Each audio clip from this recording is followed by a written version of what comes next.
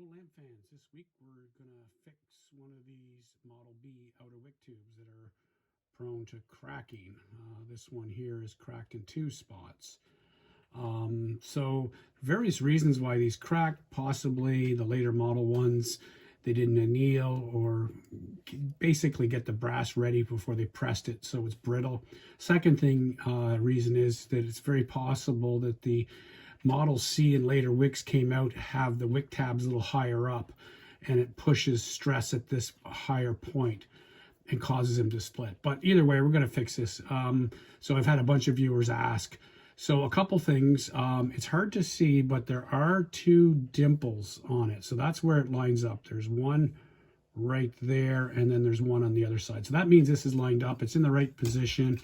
It's level, it's good. So what I want to do is I want to mark it so I can put it back in its position. I'm going to remove it so I can put some flux under it. So I'm just going to use a Sharpie and just put a line around it here. It doesn't have to be perfect. It's probably going to melt or burn off. So once I've done that, then I'm going to basically push this back down at a position. This is really clean. You're supposed to use like a Scotch pad here, like one of these guys. I cut them down into little smaller sizes, and then what you can do is you can just give it a quick clean there. I mean, realistically, you're supposed to clean both sides, but this is pretty clean. I'm just going to go ahead and put some flux on it. So I'm going to use like a Q-tip, and I have some flux here. I'm just going to put a little bit where the two join, and that way the flux is going to be drawn to that, or not the flux, the solder is going to be drawn to that particular point. Yeah, I'm pretty much got it on. I don't have a ton on there. I don't think you need a lot. Now I'm going to bring it back up so it lines up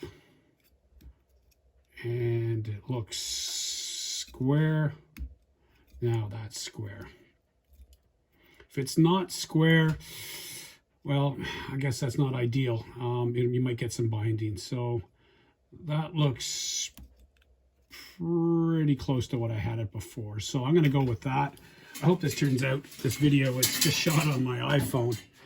And so a couple things I want to do is I want to be able to warm it up without really hurting myself. So I'm going to probably put a little old scouring pad in there and just tighten up the vise so I don't have to hold it. That shows. I'm going to bring that around. Then my trusty propane torch here. There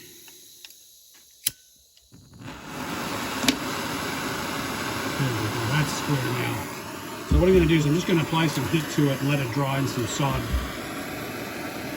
Just going to let it heat up. It's hot.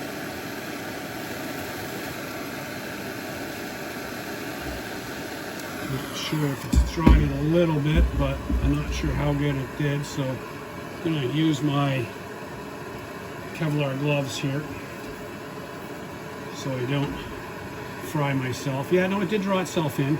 So I want to do the other side as well too. There's a little bit of excess there. It's not perfect, but I don't think this really has to be perfect. Get this warmed up.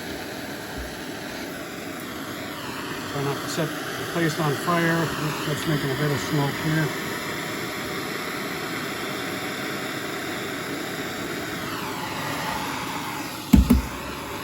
Could be better. No, it's in there. It's definitely in there. I can see it. So what I want to do is I'm just going to take this off and get rid of this thing because it is kind of smoking. Probably you should use something else. This piece is quite hot to the touch now. So I'm just going to get a wet rag going.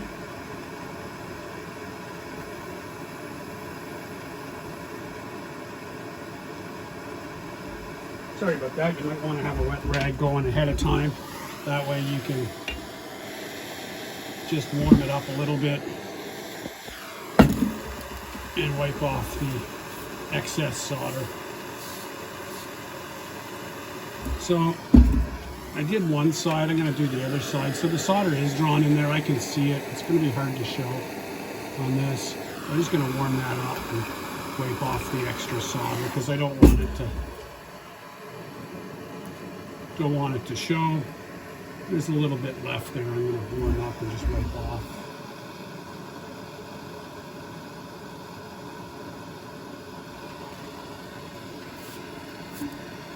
So, I mean, it's not a perfect looking repair. I'm not a professional at this. I don't really fix these. I just change them out with other ones, but this would now polish up nicely.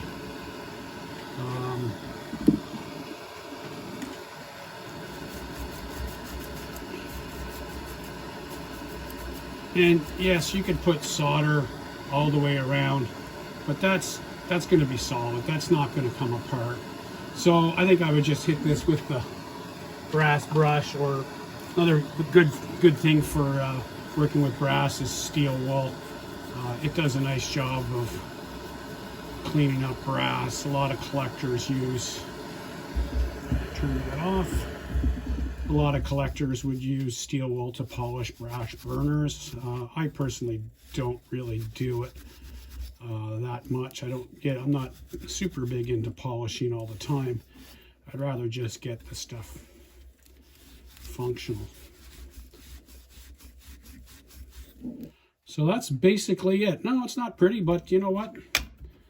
That's going to work. That'll return to service and probably offer many years of use again. So anyway, I hope you enjoyed this week's little quick fix video and have yourselves a nice day.